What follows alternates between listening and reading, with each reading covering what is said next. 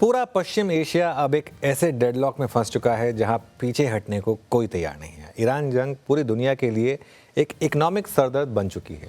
दुनिया की energy security risk पर है। ग्लोबल ऑयल मार्केट के समीकरण पूरी तरह से तहस नहस होते हुए दिखाई दे रहे हैं। कच्चा तेल $100 के ऊपर टिका हुआ है। हॉर्मुज़ स्ट्रेट बंद होने से सप्लाई चेन की कमर टूट रही है। भारत जैसे देशों के लिए इकोनॉमिक खतरा कहीं ज़्यादा बड़ा है। ऐसे हालात में क्या भारत की भूमिका एक गेम चेंजर वाली हो सकती है? इस युद्ध से किसे सबसे ज़्यादा नुकसान और किसे सबसे ज़्यादा फ़ायदा हो रहा है? क्या ये युद्ध आगे होने वाली लड़ाइयों के डायनामिक्स बदलने वाला है? इन सभी मुद्दों पर और इनका बाजार पर क्या इम्पैक्ट होने वाला है, इन सब मुद्दों पर चर्चा करने के लिए हमारे साथ हैं अजय जी, एडेलवाइस के प्रेसिडेंट। इनसे हम अहम मुद्दों पर चर्चा करते रहते हैं। Ajay ji, thank you so much आज हमारे साथ जुड़ने के लिए। पहला सवाल आपसे कि ये देखते देखते युद्ध तीसरे हफ्ते में पहुंच गया, ये सब आखिर खत्म कैसे होगा?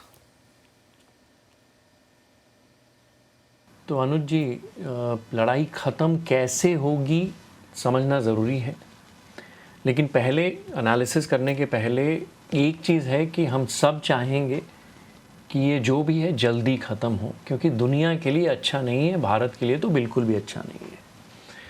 एक मैंने, आप देख सकते हैं, 2x2 बना रखा है, उसमें 4 बॉक्सेस हैं। सबसे पहले मैं इसमें गेम थ्योरी अप्लाई कर रहा हूँ, जो हमने पहले पढ़ा था कि दो अगर पार्टीज़ हैं और दोनों लड़ भी सकते हैं, साथ काम भी कर सकते हैं, तो सोचते कैसे और क्या सोल्यूशन निकलती है। तो इसमें 4 बक्से हैं, हरा, पीला, लाल और नीला। एक्स एक्सिस है कि ईरान लड़ाई ख़त्म करना चाहता है या नहीं चाहता है, अमेरिका लड़ाई ख़त्म करना चाहता है या नहीं चाहता है। स्टार्टिंग क्या है कि अमेरिका इजराइल दोनों नहीं लड़ना चाहते थे, ग्रीन बॉक्स था, ठीक है। उसके बाद हम येलो बॉक्स में थे लड़ाई शुरू होने के पहले। तब क्या हो रहा था कि जेनीवा में नेगोशिएशन चल रहा था, ओमान मीडिएट कर रहे थे between Iran and obviously America. तब जहाँ तक मैंने जो भी न्यूज़ आर्टिकल्स पढ़े हैं, तब ये हो गया था कि हम पीले रंग के बक्से में थे कि ईरान के पास शायद 60% एनरिच्ड यूरेनियम था, कुछ 450 से 600 किलो, 1200 किलो चाहिए होता है एटम बम बनाने के लिए। ईरान ने कहा था कि ये आप ले लीजिए, हम नेगोशिएशन के लिए तैयार हैं, हम न्यूक्लियर जो भी आप कहेंगे हम करने तैयार हैं। और वो तैयार हो गए थे, हम एक्चुअली पीले बॉक्स में थे। तब अमेरिका ने पैरेलली इन पे अटैक किया और तब जंग छिड़ जाती है, इजराइल और अमेरिका अटैक कर देते हैं। तो आज के दिन हम लाल बक्से में हैं। लाल बक्से का मतलब ही है कि न ईरान लड़ाई ख़त्म करना चाहता है, न अमेरिका और इजराइल लड़ाई ख़त्म करना चाहते हैं। और सबसे बड़ी दिक्कत ये है कि ऐसे मोड़ पे अभी हम हैं जहां अमेरिका को लग रहा है कि वो अगर जितनी बमबारी करेंगे, इजराइल को लग रहा है कि वो जितनी बमबारी करेंगे, ईरान कभी ना कभी गिव अप मार के, क्योंकि उनकी लीडरशिप को इन्होंने ख़त्म कर दिया है, ईरान हताश हो जाएगा, वो फिर टेबल पे आ जाएगा, बंद कर देगा। मुझे नहीं लगता है कि ऐसा होगा। ओनली वे आउट इज़ हरा बक्सा, बॉक्स नंबर 4। लेकिन चैलेंज मालूम है क्या है? बॉक्स नंबर 4 जाने के लिए या तो आपको पीले बक्से में जाना पड़ेगा या आपको नीले बक्से में जाना पड़ेगा। पीला बक्सा है कि अमेरिका लड़ाई बंद नहीं करना चाहता, ईरान चाहता है। नीला बक्सा है अमेरिका लड़ाई बंद करना चाहता है, ईरान कहता है मैं नहीं बंद करूंगा। इन 2 बक्सों के थ्रू ही ये जो सांप सीढ़ी दुनिया की चल रही है, इन्हीं बक्सों के थ्रू आप 4 नंबर बॉक्स में जा सकते हैं। सवाल ये है कि हम पीले बक्से में पहले जाएंगे या नीले बक्से में पहले जाएंगे। ये काफ़ी अच्छी आपने थ्योरी बनाई एक्चुअली बक्सों के थ्रू, मुझे अच्छा लगा ये। तो आप क्यों मान रहे हैं कि इस समय ईरान नीले बक्से में है, यानी कि ब्लू बॉक्स में है, और कितने समय तक ईरान टिका रहेगा यहाँ पर इस ब्लू बॉक्स में?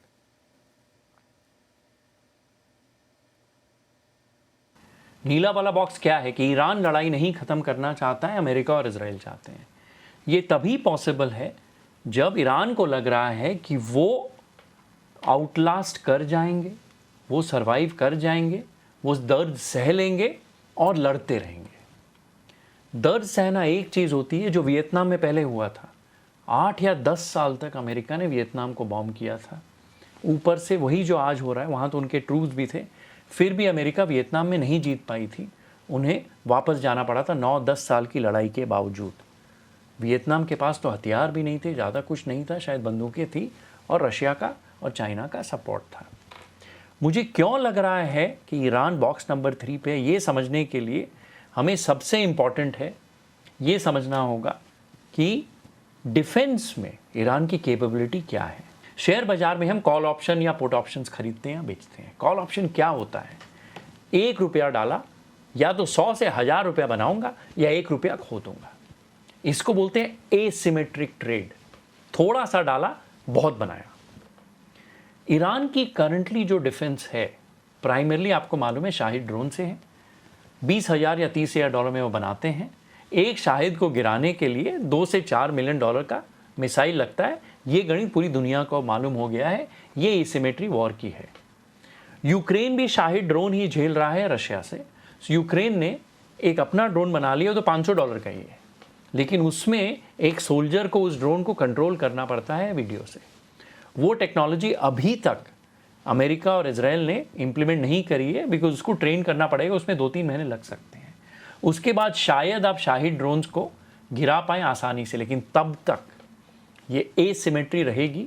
ईरान के पास हज़ारों हैं और आज हज़ारों हैं, और मैं ये भी आपको प्रूव कर दूंगा कि कल भी हज़ारों रहेंगे। उस पे आते हैं तो पहला जो एडवांटेज ईरान का है वो है कि ईरान मच्छर भेज रहा है छोटे छोटे, लेकिन हर मच्छर को गिराने के लिए आपको बहुत महंगी बंदूक चाहिए। तो वापस से जो ख़त्म हो जाएंगे इनके मिसाइल, उनको रीप्लेनिश करने में भी समय लगेगा। रीप्लेनिश आपको अपनी एयरक्राफ्ट कैरियर के लिए भी करना है, आपको इजराइल को भी देना है, आपको सऊदी को भी देना है, आपको दुबई को भी देना है, ओमान को देना है, सबको देना है। तो यहाँ पहली दिक्कत है। तो ये जो आप देखेंगे, ये जो स्लाइड है, just cheap quantity versus expensive quality, पहली दिक्कत, पहली लड़ाई की ये है। लेकिन अजय जी, इसमें इंटरेस्टिंग चीज़ ये है कि यूएस कह रहा है कि उसने ईरान को काफ़ी नुकसान पहुंचाया है। डोनाल्ड ट्रंप ने तो ये तक कह दिया कि ईरान अब खत्म हो चुका है, लेकिन आप मान रहे हैं कि ईरान टिका रहेगा। सबसे पहले एक चीज़ देखिए, ईरान से इजराइल, इन दोनों में दूरी कितनी है? करीब 1500 किलोमीटर है। 1500 किलोमीटर इज अप्रॉक्सीमेटली दिल्ली से बम्बई, इनफैक्ट दिल्ली से Pune to be more precise, इतनी ही दूर है।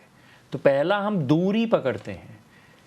इजराइल से ईरान का बॉर्डर सिर्फ 1000 किलोमीटर है, यानी कि मिसाइल वगैरह आप आराम से भेज सकते हैं टू एंड फ्रो। तेल अवीव से आप तेहरान भेज सकते हैं, तेहरान से आप यहाँ भेज सकते हैं। सबसे पहली चीज़ डिस्टेंस, दिल्ली टू बम्बे। दूसरी चीज़ जो समझना ज़रूरी है, साइज़। मैंने कोशिश क्या करी है कि भारत के मैप में ईरान को डाल दिया और इजराइल को डाल दिया। इजराइल आप राइट वाला सर्कल देखेंगे उतना बड़ा है, इजराइल मिज़ोरम जितना बड़ा है। अगर सिर्फ साइज़ की बात करें, करीब 22,000 किलोमीटर। ईरान भारत से आधा साइज़ का है। तो ये साइज़ का डिफरेंस, अगर बहुत सारा एम्यूनिशन दोनों देशों के पास हो जाता है, दोनों के पास हज़ारों मिसाइल्स हैं, तो अगर लड़ाई लंबी चलती है, इजराइल के लिए ज़्यादा दिक्कत हो सकती है बिकॉज ऑफ साइज़। कि ईरान बहुत पीछे नहीं है, क्योंकि ईरान अकेला नहीं है। रशिया, ईरान और बीच में ये जो ब्लू समंदर है छोटा सा, ये है कैस्पियन सी। आप देख लीजिए कि अगर रशिया के बॉर्डर से ईरान का बॉर्डर, तेहरान के 300 किलोमीटर दूर में ही ये समंदर है, बहुत बड़ा समंदर है कैस्पियन सी। मैंने थोड़ा सा मैग्नीफाई किया है। और जितनी लंबी ये लड़ाई अगर लड़नी है, ये भूगोल, ये ज्योग्राफी ही डिटरमाइन करेगी। और क्यों डिटरमाइन करेगी, ये आप अगला इसका अगर आप स्लाइड देखेंगे, 2 बंदरगाह हैं, 2 पोर्ट हैं। एक कैस्पियन सी के नॉर्थ बॉर्डर में रशिया में, उसका नाम है अस्त्रखान, रशियन पोर्ट है। ऑलमोस्ट 10 मिलियन टीपीयू से वो करीब 25 मिलियन तक जाने वाले हैं। रशिया करीब वहाँ पिछले 3-4 साल में $1.5 बिलियन इन्वेस्ट कर रहा है, नए पैसे। ईरान के तेहरान से 300 किलोमीटर दूर एक और बंदरगाह है, एक और पोर्ट है जिसका नाम है अंजाली। ये जो रूट है, जो समंदर से आ रहा है, इस रूट से काफ़ी डिफेंस का equipment from Russia to Iran आता है। एक चीज़ याद रखिएगा, कई बार हम पुराने ज़माने में नदी से ही चीज़ें जाती थी। आज भी आपको तेल भेजना है, आपको महंगी चीज़ें भेजनी है, चाइना से सामान भेजना है, समंदर से जाता है। बिकॉज समंदर से सामान भेजना is much cheaper and faster than sending by land और एयर।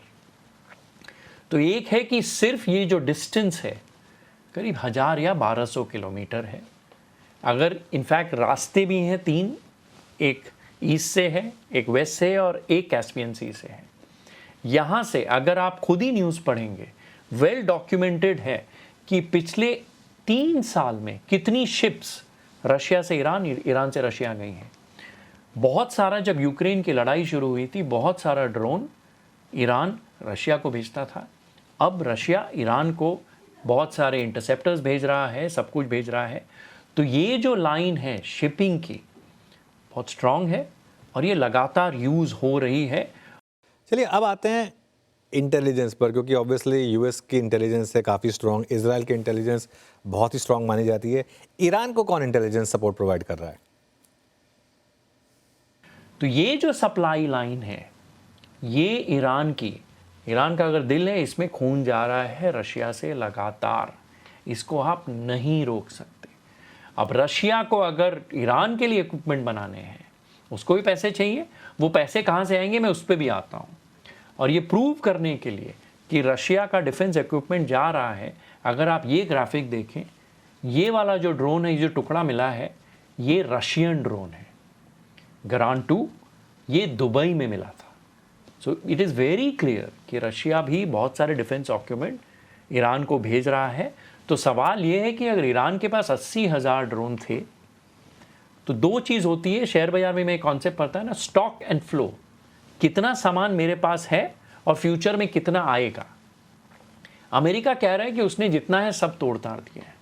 फ्यूचर में सामान 2 ढंग से आएगा, एक ईरान खुद क्या बनाएगा और दूसरा रशिया क्या बनाएगा और ईरान को देगा। रशिया बहुत कुछ बना के ईरान को दे रहा है और देता रहेगा। ईरान की करीब 13 सैटेलाइट अपनी हैं ऊपर। 2 प्राइवेट सैटेलाइट ईरान ने दिसंबर में लॉन्च करी है और एक रशिया, ईरान और चाइना का जॉइंट वेंचर, उसका नाम मैं बताता हूँ आपको, बाइडू, BEIDOU3, वो थी एक। तो ये 3 स्लाइड पिछले 6 महीने में अंतरिक्ष में गई है रशिया की रॉकेट यूज़ करके। सो ईरान के पास प्रिसिशन टेक्नोलॉजी और प्रिसिशन इंटेलिजेंस जो सर्वेलेंस का होता है, वो सैटेलाइट से ऑलरेडी आ गया है।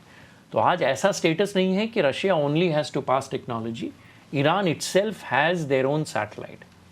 एक चीज़ हमें समझना बहुत ज़रूरी है, 1952 से 1978 तक ईरान यूएस और ब्रिटेन के अंडर में था, इन द सेंस कि उन्हीं की सो कॉल्ड शाह की सरकार ईरान में थी।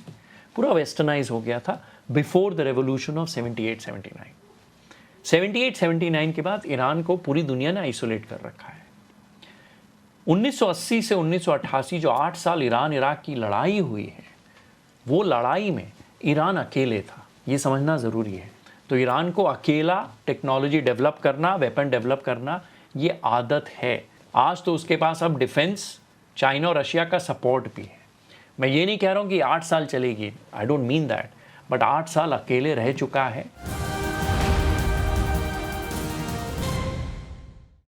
ये रशिया कब तक ईरान की मदद कर सकता है और इस पूरे मामले में भारत कहाँ खड़ा है आपके हिसाब से? ये जो सवाल है, इसके लिए पहले सब कुछ पैसे की गेम है। सबसे ज़्यादा पैसा कौन बना रहा है, पैसा कौन खो रहा है, इकोनॉमी पे इम्पैक्ट क्या है। ये चार्ट है कि रशिया का तेल 2022 यूक्रेन की जब से लड़ाई शुरू हुई है तब से क्या हो रहा है। पहले लेफ्ट साइड वाला गोल देखिए, उस समय लड़ाई जब शुरू हुई थी, भारत रशिया से बहुत तेल नहीं ले रहा था। ऑरेंज कलर जो है वो है भारत जो रशिया से तेल ले रहा है। यूक्रेन की लड़ाई शुरू होने के बाद India became the highest buyer of Russian oil. जो ऑरेंज लाइन आप यहाँ देख सकते हैं, चाइना सबसे नीचे है जो ऑलमोस्ट लाल कलर है, बाकी देश छोटे छोटे थे। जब ये यूक्रेन की लड़ाई शुरू हो गई, फिर आपको मालूम है कि भारत पे प्रेशर आया कि आप रशिया का तेल लेना बंद कर दो। तो भारत ने कम कर दिया, जो आपको ऑरेंज कलर गिरता हुआ दिख रहा है। लेकिन अगर आप अगली स्लाइड देखें, जहां मैंने थोड़ा मैग्नीफाई कर रखा है कि लास्ट 3 महीने में या 4 महीने में क्या हो रहा है, जब से हम पे प्रेशर डाला गया है कि रशिया का ऑयल न खरीदें, ऑरेंज गिर गया है, लेकिन अननोन जो क्वांटिटी है वो बढ़ गई है। मोस्ट इंपॉर्टेंट एनालिसिस जो मैं यहां कहना चाहूंगा कि अगर आप अगली स्लाइड देखें, unknown plus India before the war और आफ्टर द वॉर क्या है, अननोन प्लस इंडिया आज हाईएस्ट है, सबसे ज़्यादा है। तो ये मेरा एनालिसिस है या मेरा एक एस्टिमेट है या गेसवर्क है कह लीजिए। मुझे लग रहा है कि अभी तो खैर अमेरिका ने कह दिया है कि हम रशिया से डायरेक्टली तेल खरीद सकते हैं, लेकिन मुझे लग रहा है कि लड़ाई शुरू होने के पहले क्या हो रहा था, भारत कुछ तेल खरीद रहा था रशिया से, और कुछ तेल जो एक शैडो कंटेनर्स होते हैं जो से रशिया से ही निकले हैं, समंदर में जाते हैं, वहाँ उस कंटेनर से या उस ऑयल टैंकर से दूसरे ऑयल टैंकर में तेल ट्रांसफ़र होता है। वो शायद जहाँ भी जा रहा है, हो सकता है भारत आता हो, मुझे नहीं मालूम, हो सकता है चाइना जाता हो, मुझे नहीं मालूम, लेकिन रशिया उतना ही ज़्यादा तेल बेच रहा है जो लड़ाई के पहले बेच रहा था। रशिया करीब 100 से 150 मिलियन डॉलर डेली, 1000 से 1500 करोड़ रुपए रोज़ एक्स्ट्रा तेल अब बेच पा रहा है। तो रशिया के पास पैसे भी बहुत आ रहे हैं एट अ टाइम जब वो यूक्रेन से लड़ाई भी कर रहा है और ईरान को शायद सपोर्ट भी कर रहा है। तो ईरान कितनी लंबी रेस पे अपनी घोड़े दौड़ा पाएगा, वो यही है कि उस घोड़े को कितनी घास रशिया कब तक खिला सकता है। और रशिया ही अगर बहुत सारा तेल बेच पा रहा है तो रशिया के पास भी कैपिटल बहुत है, हथियार बनाने के लिए सपोर्ट करने पड़ेगा। तो आप समझ रहे हैं कि कितनी चीज़ें एक दूसरे से जियोपॉलिटिकली लिंक्ड हैं। बिल्कुल सही बात है। तो इस समय अजय जी, क्लियरली पूरी दुनिया इस युद्ध की कीमत चुका रही है, तो इसे रोकना बहुत ज़रूरी है, लेकिन क्या ऐसा होगा? अगर आपको याद होगा कि G2G फिलॉसफी में मैं एक ही बात करता हूं कि लार्ज लॉस अवॉइड करना है। कुछ भी हम करते हैं 4 ही चीज़ हो सकती है, लार्ज प्रॉफिट, स्मॉल लॉस और large loss. Large loss avoid करना सबसे ज़्यादा ज़रूरी है ऑफ माइंड एंड मनी। इस वॉर में, इस लड़ाई में क्या लॉसेस हो रहे हैं देखते हैं। सिंपल चार्ट है, आज क्या है, आज है लार्ज लॉस इजराइल ईरान दोनों को है, स्मॉल लॉस बिकॉज अभी 10-12 दिन ही हुए हैं, 15 दिन ही हुए हैं, भारत को हो चुका है, दुबई को हो गया है, GCC countries Saudi, Oman and so on को हो गया है, और दुनिया को भी हो रहा है इंक्लूडिंग अमेरिका, क्योंकि वहाँ भी चीज़ों के दाम बढ़ रहे हैं। लोग कहेंगे कि हाँ अमेरिका के पास एनर्जी है, तेल है, दुनिया को एक्सपोर्ट करता है, लेकिन अमेरिकन कंज्यूमर वही तेल का दाम देता है जो ब्लूमबर्ग पे दिखता है। वो कैपिटलिस्ट कंट्री है, जहाँ दाम बढ़ा, रिटेल दाम बढ़ जाता है, तो आम इंसान अमेरिका में भी पेट्रोल और डीजल की महंगाई को झेल रहा है।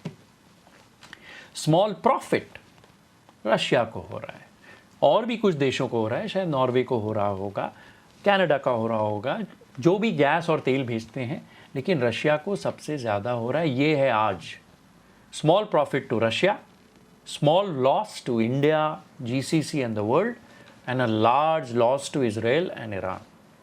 अगर ये लड़ाई लंबी चलती है तो ये सिनेरियो पूरा चेंज हो जाता है।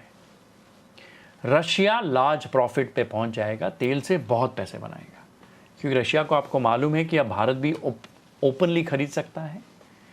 अगर यहाँ 20% स्ट्रेट ये ईरान वाला तेल और इस एरिया का पूरा तेल रुक जाता है तो भी रशिया को फ़ायदा है, प्रोडक्शन वो बढ़ा देंगे। तो Russia gains large profit, Russia gains large profit, यानी यूक्रेन की लड़ाई लंबी चलती है, ईरान को सामान ज़्यादा लंबे तक कैस्पियन सी से मिल सकता है। फिर लार्ज लॉस, अगर ये लड़ाई लंबी चली, तेल गैस की सप्लाई कम होना, इंडिया में मिडल ईस्ट से रेमिटेंस कम होना, मिडल ईस्ट इटसेल्फ स्ट्रक्चरली क्या होने वाला है वो लार्ज लॉस में कन्वर्ट हो जाता है। सो लंबी लड़ाई स्ट्रक्चरली फ़ायदा रशिया को और कुछ देशों को जो तेल और गैस देते हैं, लेकिन पूरी दुनिया को लार्ज लॉस हो सकता है। अगर ये लड़ाई बहुत लंबी चलती है तब catastrophic is those two red boxes, it is structurally risky for certain countries. इसलिए someone has to come to the table and get some sanctity around the world कि यार सिर्फ बमबारी करके आप ईरान को तहस नहस करके भी शायद नहीं जीत पाएंगे, आपको नेगोशिएटिंग टेबल पे आना पड़ेगा। आखिरी सवाल मेरा आपसे इस टॉपिक पर, इसमें भारत का रोल क्या है? क्या हम युद्ध रोकने में कुछ भूमिका निभा सकते हैं? देखिए, भारत, मुझे लग रहा है कि इस जंग में बहुत अच्छा रोल हम प्ले कर सकते हैं।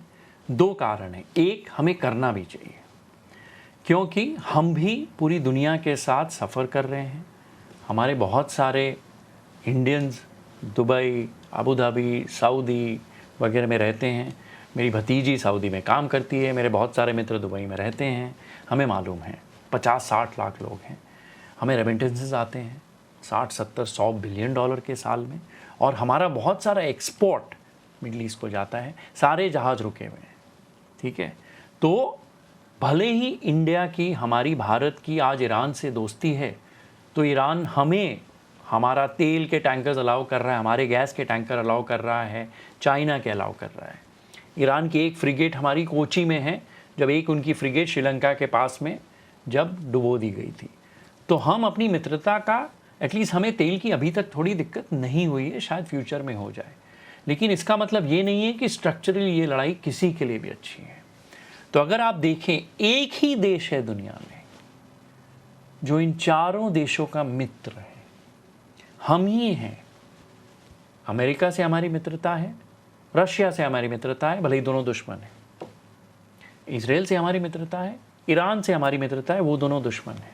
मोदी जी वो एक लीडर हैं, और भारत एक देश है जिसको सब रिस्पेक्ट करते हैं, उनकी इज्जत है, और एक अगर मीडिएटिंग टेबल में लेके आना है, वो शायद सबको ला पाएंगे।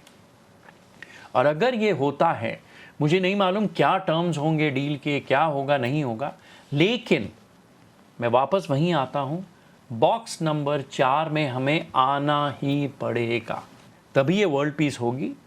अगर ये लॉन्ग टर्म पीस होती है तो क्या होगा ना, दुनिया में जो तेल की ओवर सप्लाई ऑलरेडी पहले आ गई थी, बिफोर दिस लड़ाई ओवर सप्लाई बढ़ जाएगी।